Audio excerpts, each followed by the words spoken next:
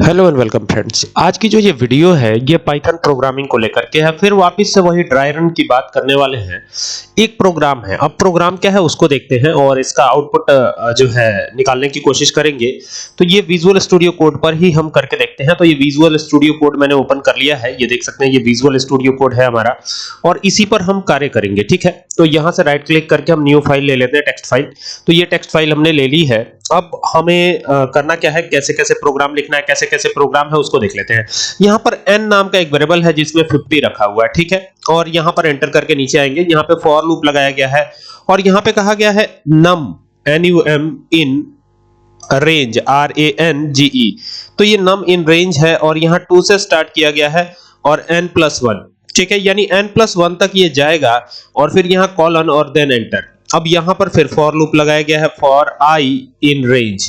तो यहां पे i in रेंज किया गया है और i in रेंज में जो है यहां पर 2 से लेकर num तक की वैल्यूज आएंगी। तो ये num कर दिया हमने और इसको बंद किया और ये कॉलन लगा दिया, एंटर किया। जैसे ही एंटर करेंगे तो इफ एल्स की कंडीशन आएगी। तो यहां लिखेंगे if num modulus i, modulus लगाएंगे और ये i लिखेंगे और इक्वल टू 0 और यहां पर एंटर करेंगे। जैसे ही एंटर करते हैं तो यहां पर अब हमको जो है ब्रेक कर देना, यानी ब्रेक कीवर्ड लगाना है। तो ये ब्रेक कीवर्ड लगा दिया हमने। अब इसमें जो है यहां पर ये फॉर का एल्स आएगा, इफ का एल्स नहीं बल्कि फॉर का एल्स आएगा। तो ये जो है ये यहां पे इस तरीके से ये फॉर के ठीक नीचे आएगा। ठीक है ना, तो ये हो गया और यहां पे प्रिंट लगा दिया हमने और प्रिंट लगाने के बाद यहां पर जो है num को प्रिंट करा दिया। तो ऐसे में सवाल ये उठता है कि आउटपुट क्या आएगा।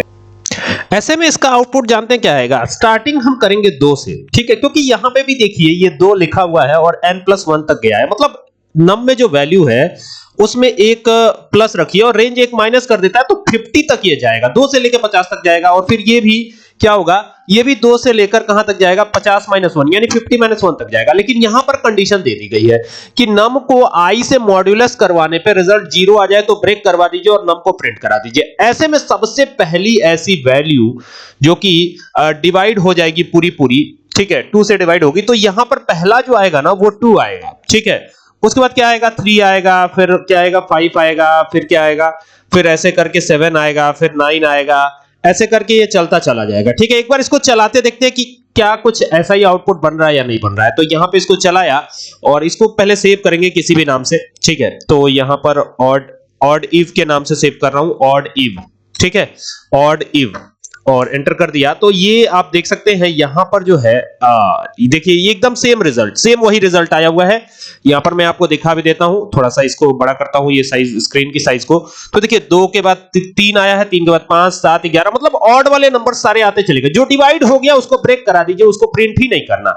ठीक है, और जो डिवाइड नहीं हो रहा है उसी को प्रिंट करना है। ठीक है, तो डिवाइड होने वाली संख्या के बाद आपको ब्रेक करा देना है और उसके बाद जो ऑड नंबर्स हैं उन्हीं को प्रिंट करना है। ठीक है, तो ऐसी स्थिति में एक बार तो 2 आ जाएगा, उसके बाद तो सारे ऑड नंबर ही आएंगे और इसी वजह से ये आउटपुट आ रहा है। तो इस तरीके से आपको आउटपुट जब भी आपको पता करना हो ना तो एक बार क्वेश्चन को ठीक से पढ़ लीजिए, आराम से आउटपुट आप पता कर पाएंगे। उम्मीद करता हूं बात समझ में आई होगी। वीडियो पसंद आए तो शेयर करें। Thank you for watching this video.